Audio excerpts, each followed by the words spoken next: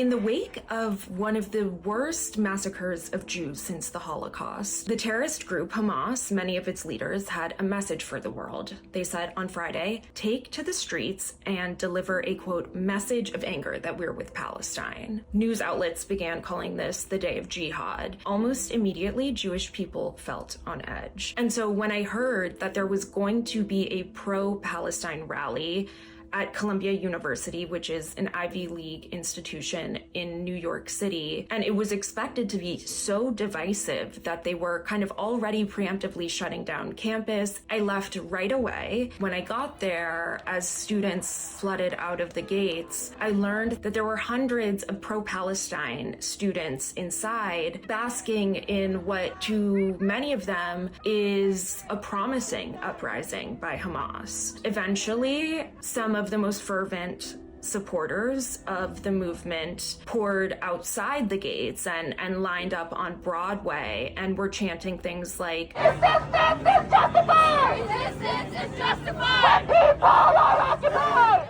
This was the third rally of this type that I've covered in the past week, and a lot of people at these events have had their faces covered. And often the event organizers actually encourage masking because they say this is important for safety and to protect people from doxing.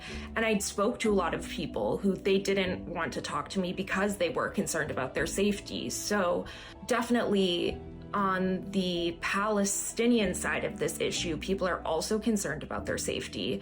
I will say that at Columbia University, there was only one group that felt comfortable proclaiming their beliefs up and down Broadway, and those were the Palestine supporters. Meanwhile, I spoke to about 10 Jewish students who said that they were really worried about the day of Jihad and that they had felt anti-Semitism kind of creep up throughout the week, and that on Friday they were thinking of either going home or of just not leaving their dorm rooms. I'm Olivia Reingold. I'm a reporter for the Free Press, and if you want to check out more of our coverage of the war in Israel, you can go to thefp.com.